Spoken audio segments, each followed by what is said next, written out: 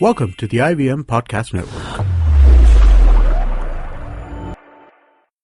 You're listening to the Cricketwala Chronicles with Ayaz Memon.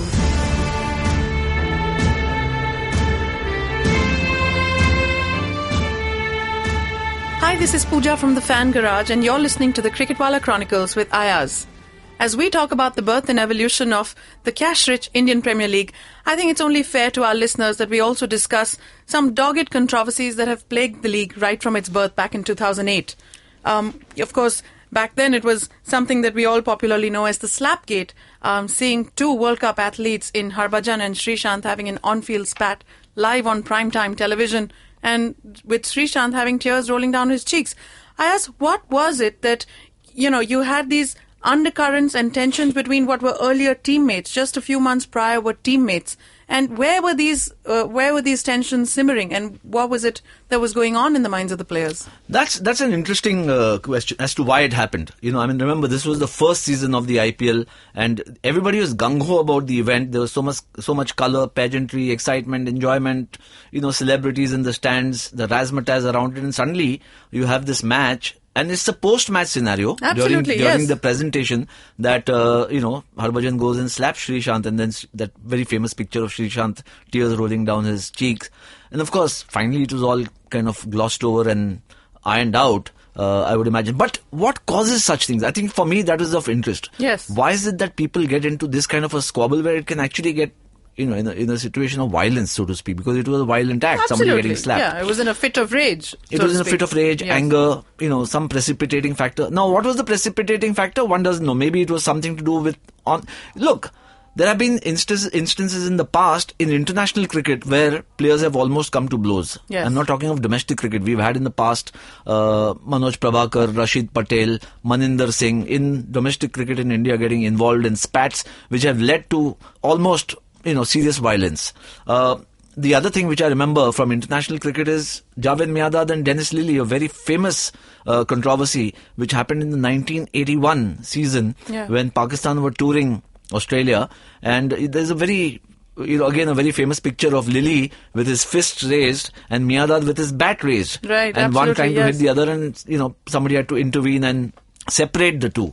So it's not unusual in any sport. In fact, in semi-contact sports like football, you've seen this happen very often. Yes, and you can pass that off to, on-field athleticism or the struggle for, to score the next goal or something. But this is just unheard of, right? It's unheard of. We think like that because we think it's a gentleman's game. Cricket has been defined as a gentleman's game, but there's been a marked shift from that. Yes. Not just because of the coloured clothing, but even, as I mentioned earlier, in Test cricket about Miandad and, Dennis Lillee, which has happened.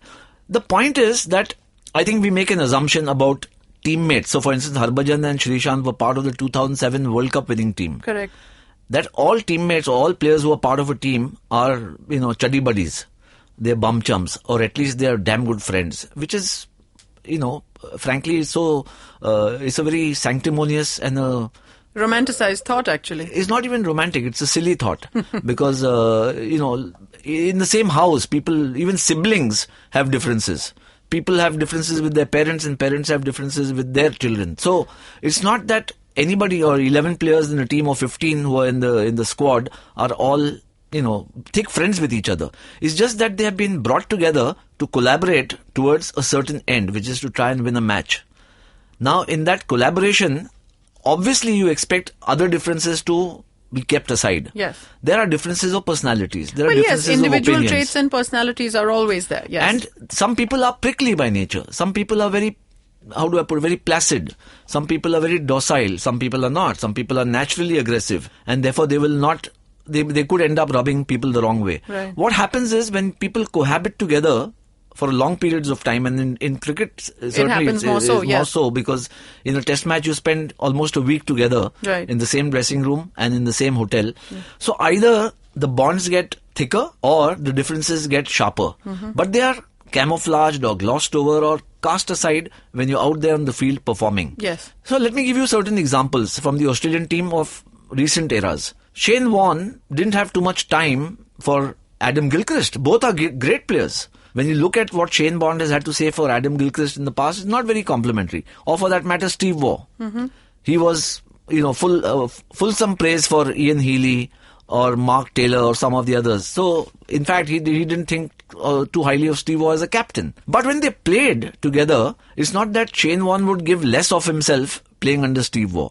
So that's something which you mentioned earlier in passing. Yes. Professional pride. Yes. When you play as professionals, you have to cast aside these things. Absolutely, yes. There is another thing which is, I think, more perhaps germane to the Sreesanth Harbhajan Slapgate incident, is that some things can simmer over a period of time, even from players of the same team. From the same team it may simmer. And it boils over, and sometimes it precipitates in a completely different environment. So for all you know, Sreesanth and Harbhajan may have had a problem from the 2007 World Cup or whenever. Correct, yes. But and some residual undercurrents. Yeah, and it kind of, it simmers, and every now and then they may have exchanged words which we don't know about. And then it just blows may in have your been face on the one field fine or day, off yes. the field, we don't know about it. Right. And here they're now rivals. Correct. So it sharpens the differences, so to speak. And it came, maybe some words were exchanged and something snapped in Harbhajan. And he went and slapped Right. Sreesanth. Yes. And most unedifying sight, I must say. I Absolutely, mean, there's yes. obviously no justification for it. But Correct. I think it's a, as you mentioned, it's a human trait.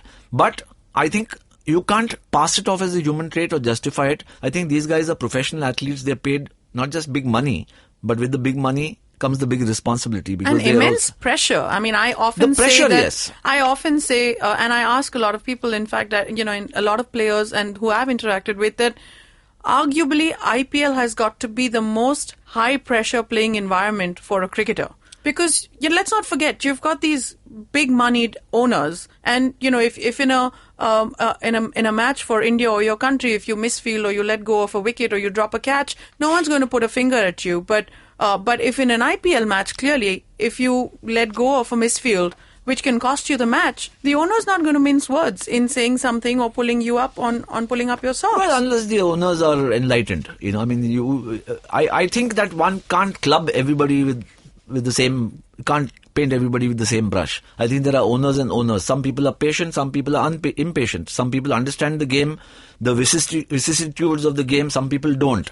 Some people buy a team for ego. Some people buy it for the love of sport. And it's not just about the IPL, it's about sport anywhere. But let's not forget, by and large, owning a team in the Indian context for many of these owners, and for in fact all of these owners, is still a very new concept. Yes. They are all coming around to dealing with it with a very mature outlook. That I agree, but you can't expect from season one everything to be picture perfect in the IPL. It's never happened in any league.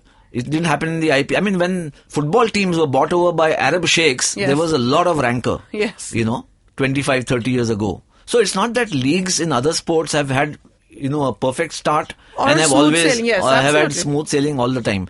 And remember, whether it's a player, whether it's a coach, whether it's a manager, whether it's an owner, they're all human beings. Of course. And human beings we are a fragile species. They come with various ingredients. Yeah, and, I mean, moods, temperaments is all part of it. If human beings were not fragile, they would be gods. Yes, but then again, I mean, we continue to see these kind of player spats. I mean, even recently in the Mumbai Indians match, Harbhajan, calling on to Raidu for misfielding a ball that went on to hit the boundary. Yeah. So, but these player undercurrents and tensions have constantly been at there. No, I think one must make a distinction between, and since Harbhajan is the common factor Yes. here, so one is Harbhajan gets so irate, gets so upset that he goes and slaps a player.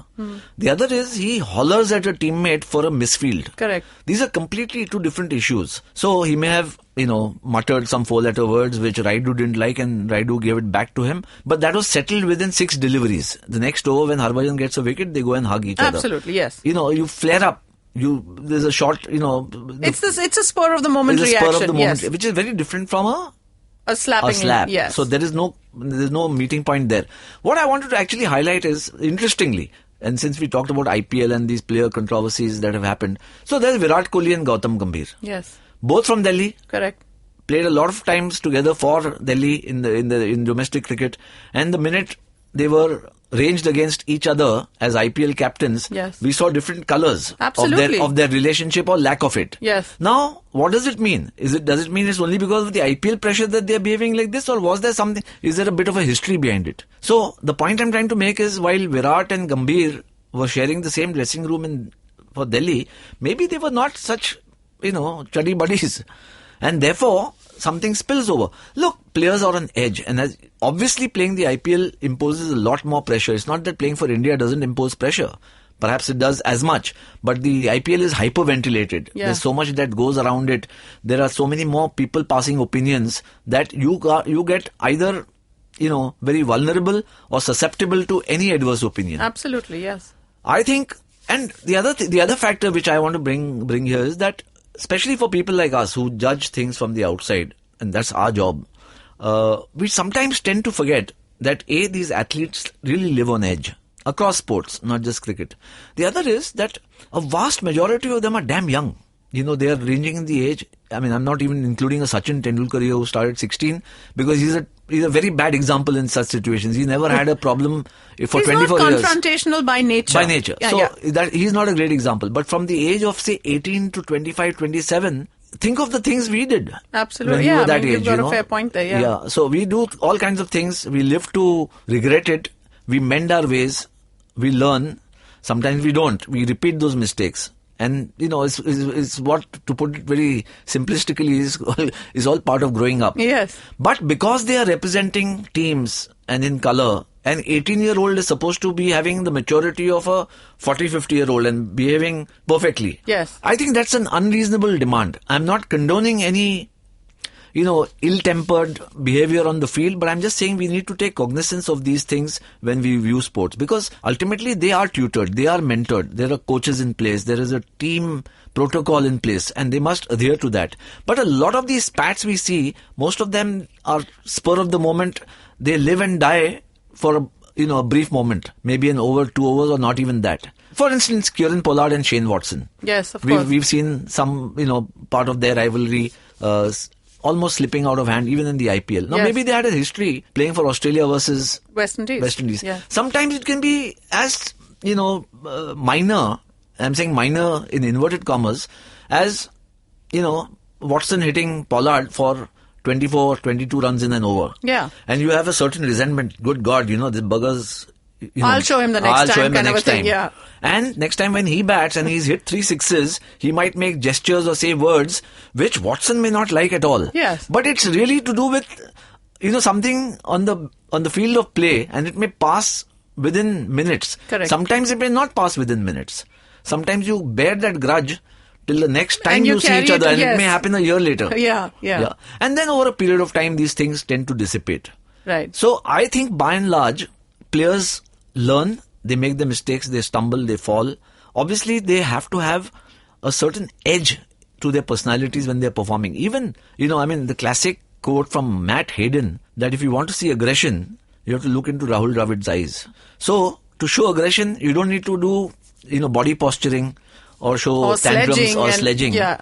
But it doesn't mean that Rahul Dravid was a very placid, docile, reticent man. He didn't have aggression or an edge to him. He had his own style of aggression. He had his own style of aggression. Yes. In team games, sometimes it gets a little more complicated because there are more players involved. There are more individuals involved. Right. In football, you'll see it more often because all 22 are on the field. Correct. In cricket, you may not see it as often because there are 2 rivals and 11 teammates. I mean, in Formula 1, it's often said your biggest rival is your teammate. Correct. They're both vying for the top spot, for pole position, yes. But, for instance, look at the kind of, I would say even histrionics or the confrontation that used to happen when Muhammad Ali was an active boxer. He would be launching and wading into his opponent 2 months before the bout actually took place. Yes, absolutely. During the weigh-in, he would write poems, he would sledge, he would insult, he would not get violent, he would not get physically violent. Yeah. But he took every other kind of liberty. An opportunity to hit at the opponent mentally and psychologically. Correct. Yes. What Steve Waugh said very famously in a cricketing contest is mental disintegration. Correct. Sledging, the Aussie sledging tactic is to cause mental disintegration, which is what Muhammad Ali used to do with his opponents earlier. But because that was one-on-one, it never got into a situation where they had to go and anyway, boxing is a full contact sport. Correct. So they had to go and, pummel each other in any case. In cricket and most other sports, you would not expect that to happen. But I can tell you that what we've seen in other sports, like for instance, rugby, it gets far worse. In hockey, I've seen players being hit by rivals with their hockey sticks. There have been instances when people have had their skulls cracked, and it's just that momentary lapse of reason. It's not perhaps even old Correct. It's yes. not even an old enmity or rivalry. It's just that the game is so fast-paced, the adrenaline rushes so much that you lose control of yourself. Again, not to be condoned, but it happens. Yes. In cricket, actually, it's been far milder. But yes, the IPL has sometimes brought out the worst in magnifies people. it And to a nature, magnifies it, in a nature that we've never seen before. I mean, of course, these are, a lot of the player-related issues and a lot of on-field spats, which the IPL has seen year after year between Indian teammates, between, players of other nationalities playing across different teams. But there have been some other major significant issues which have dogged the IPL year after year, whether it's been moved out of India a couple of times or out of home states. We'll take a short break here. When we come back, we'll discuss all that and more. Did you know that some termites in Africa have a pleasantly minty flavor? Did you know that India's largest music festival was in a way conceptualized in Estonia? Did you know that the awesomest chips in the world are found only inside US prisons? Hello, I'm Chuck. I'm Sriket. And I'm Naren. And together we are Simplified, a podcast that helps you appear smarter to an audience that knows no different. or give you some stuff to talk about at parties. We are ultra crepidarians. And if you don't know what that means, Then tune into Simplified with a B on iTunes, Audioboom, or your favorite podcasting app. Episodes out every fortnight. Welcome back to the Cricketwala Chronicles with Ayaz as we continue talking about the major controversies that have hit the IPL year on year, whether it was the 2009, the IPL moving out in a short span of just 3 weeks, being just uprooted out of India and being taken to South Africa. I mean, most would have thought it was unthinkable that something like this could happen, but clearly from a home country perspective, it was the general elections, and that is the biggest event that could happen for a country.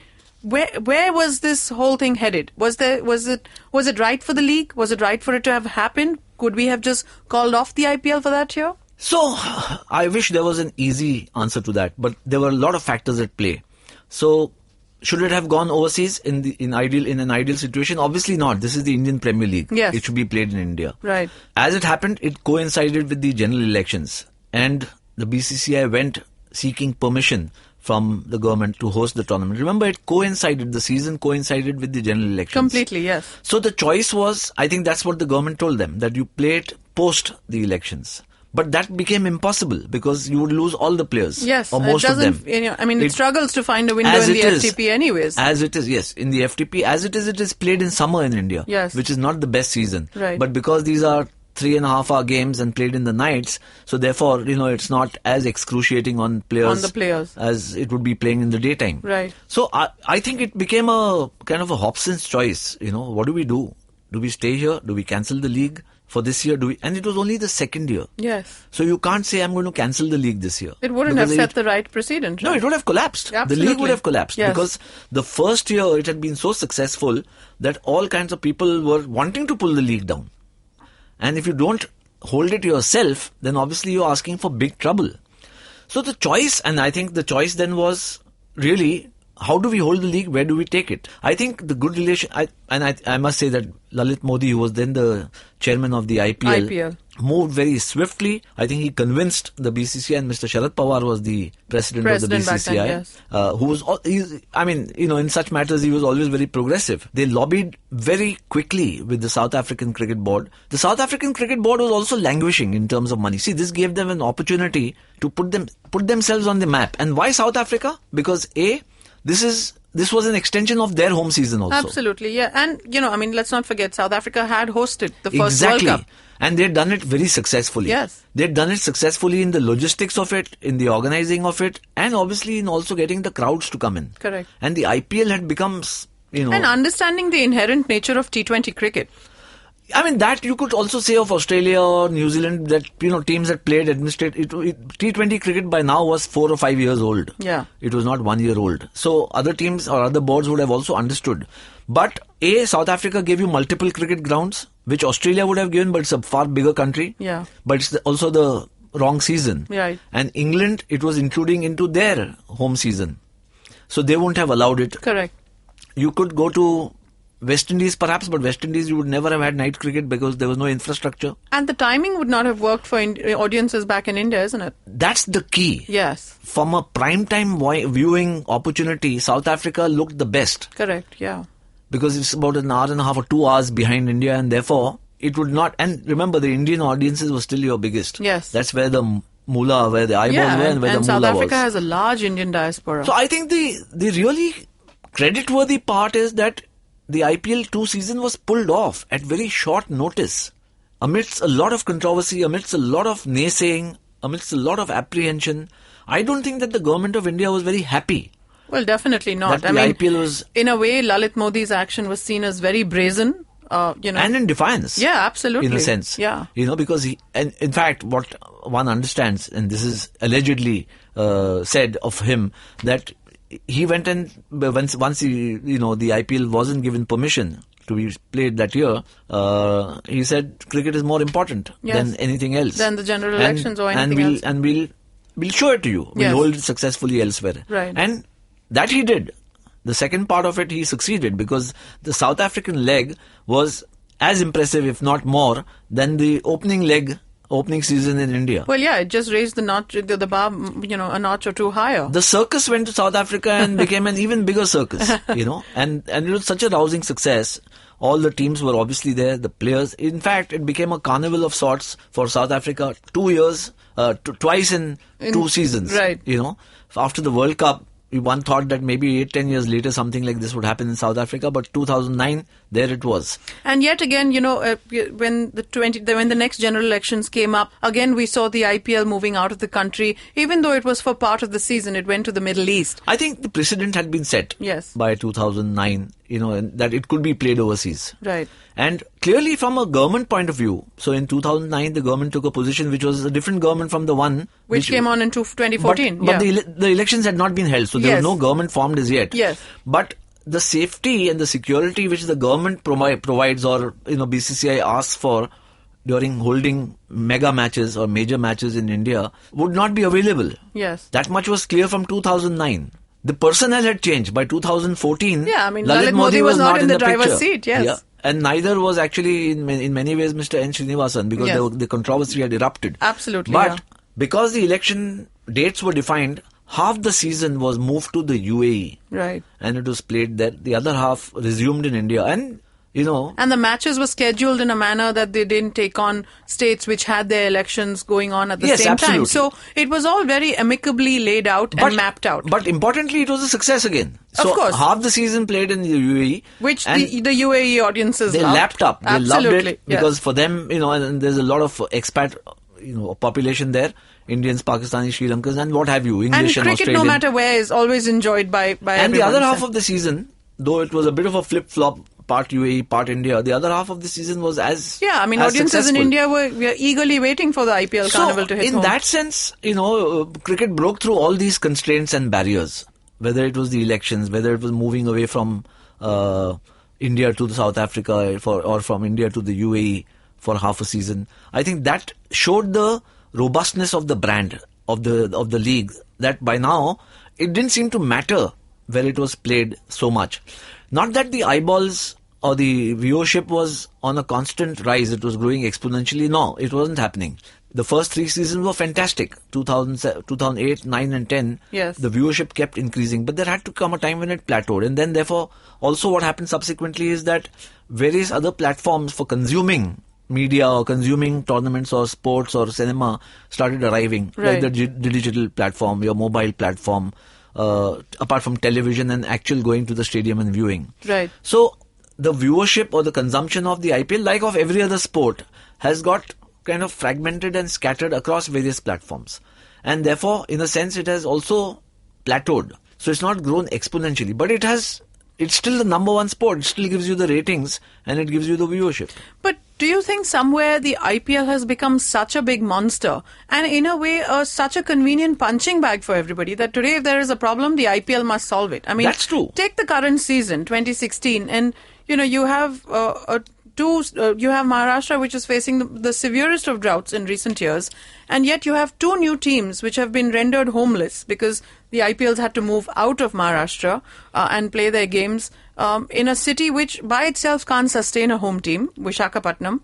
And not only does it have one team accepting it as home, it now has 2 teams. It's absurd, isn't it? It is. And to think that in actually Visakhapatnam is having a full season of IPL, hosting 6 matches. Yeah. And that too in a short span of just 13 days. You have every alternate day. And, I've been there for a couple of the matches that have played out already. And it's bizarre and it's actually sad for the IPL that, you move it to a city which doesn't otherwise have such sustaining power for an event like the IPL. Well, look, I think this was, in a sense, an exigency. It was not something planned. This was not part of the IPL itinerary. So I don't know whether the BCCI or the IPL governing council is at fault at all. It is not.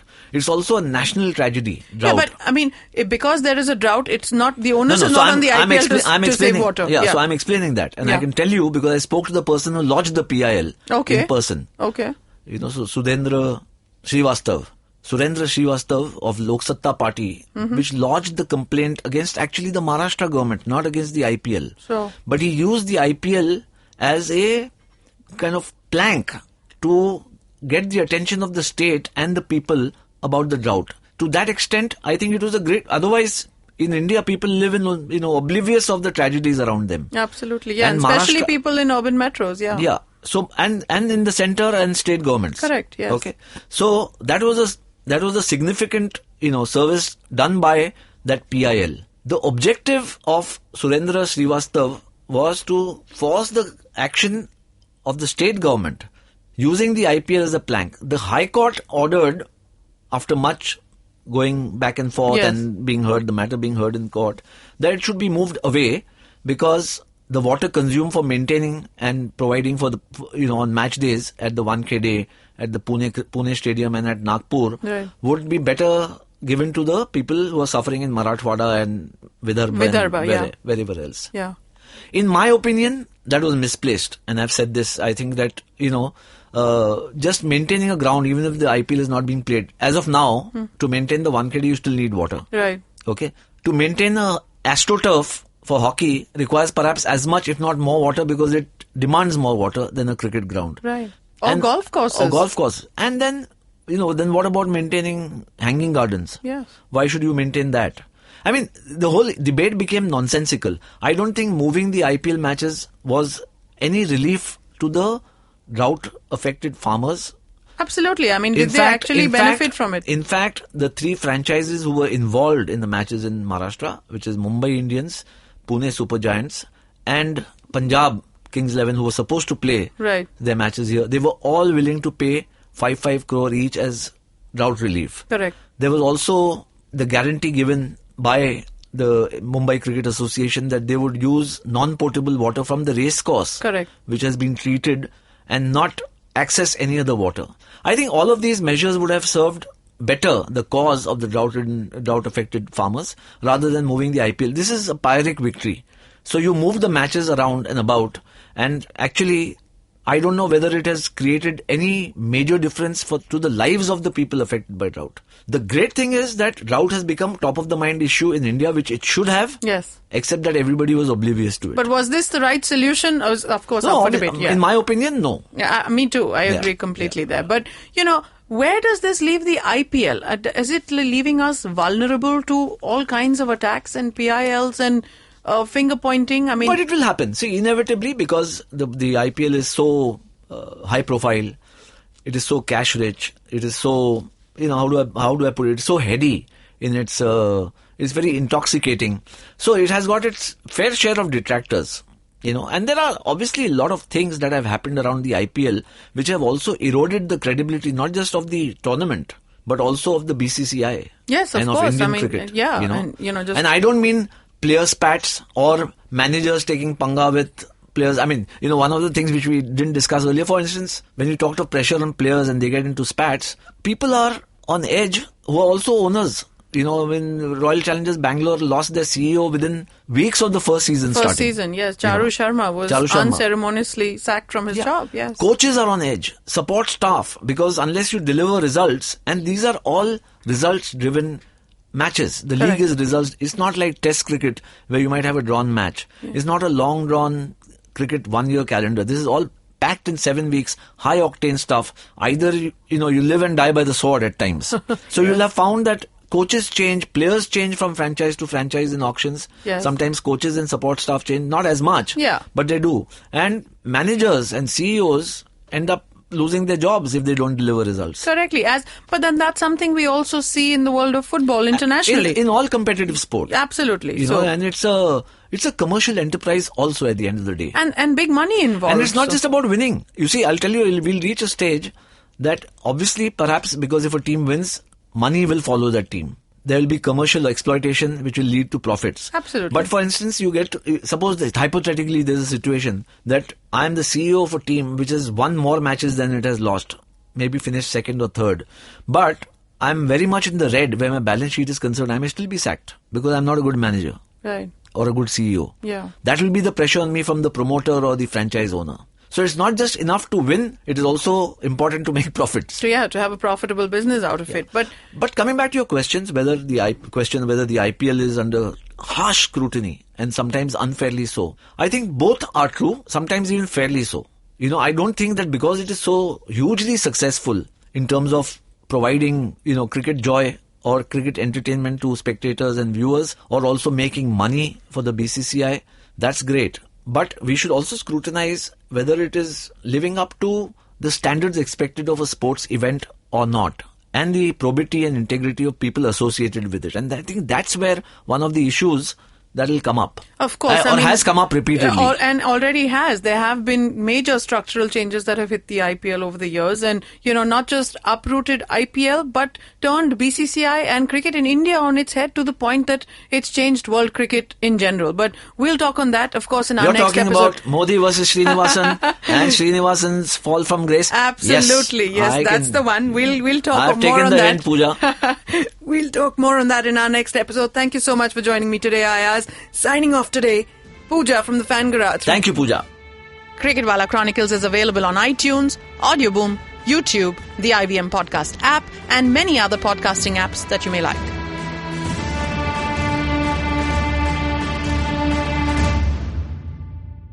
Hey man, just help me out, man. I need some podcast, man. I haven't had a fix in a week. Just need some. Don't you worry about it. I got podcast galore for you, man. Just go to ivmpodcast.com. You can also find us on Facebook, Twitter, and Instagram. Thanks, man. I'm gonna check it out.